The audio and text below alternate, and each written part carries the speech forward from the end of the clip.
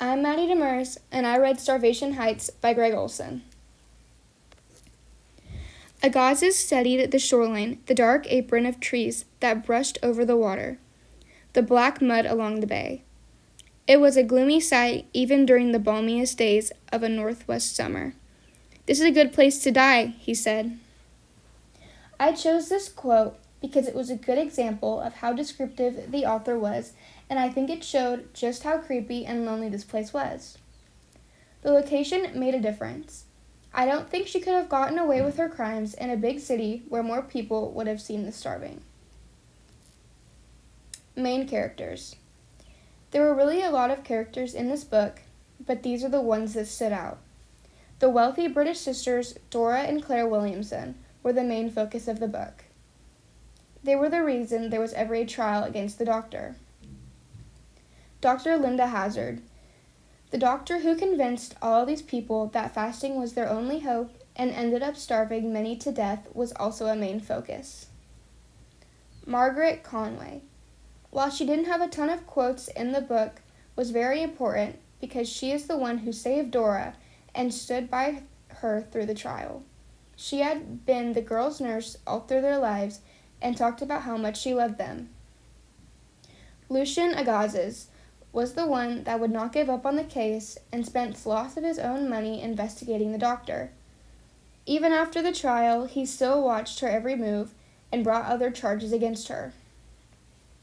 Frank Kelly was a very good lawyer, and he was really the main reason the prosecution did so well.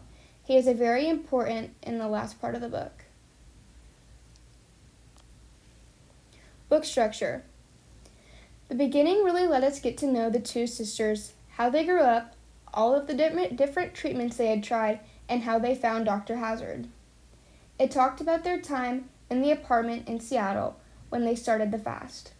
The middle jumped around a lot. After the sisters were moved to the sanitarium, the author went to a long flashback about how Linda had met Sam and stole him away from his first wife. It also followed the girls during their time at the sanitarium when their health became very bad and how Dora escaped. The end was all about the trial for the murder of Claire Williamson. Plot summary. This book was 411 pages, so there were lots of things that happened. Dora and Claire were very wealthy and were always trying different natural cures. They came to America because they heard about this fasting cure. They got a copy of the book that Dr. Hazard wrote and decided they had to try it. They finally got to Seattle and met the doctor. The sanitarium wasn't ready yet, so she put them in an apartment and started the treatments. They were only allowed vegetable broth and orange juice.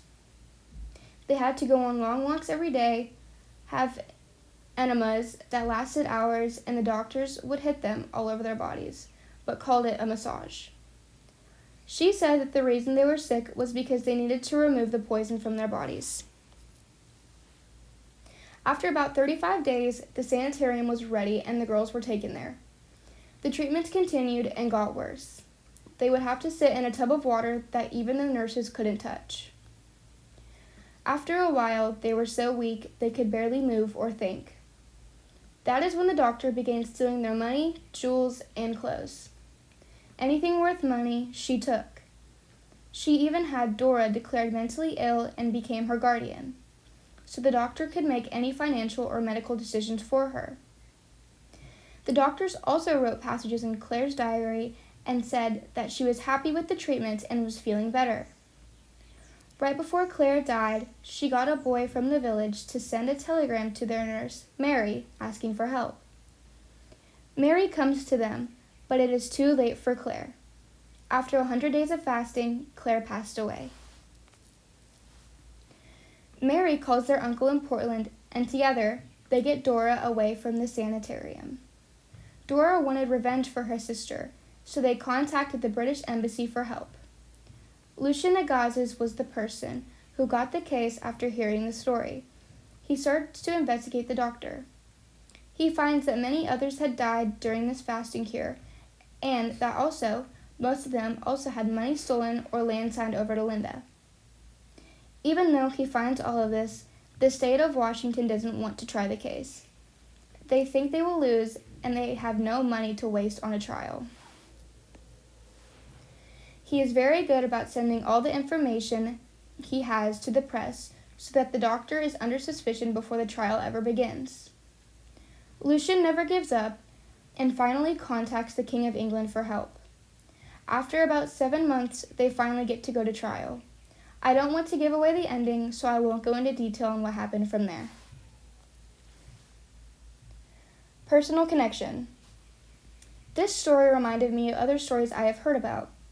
I remember reading about Charles Manson and how he convinced people to do things even though he was in jail and couldn't force them to.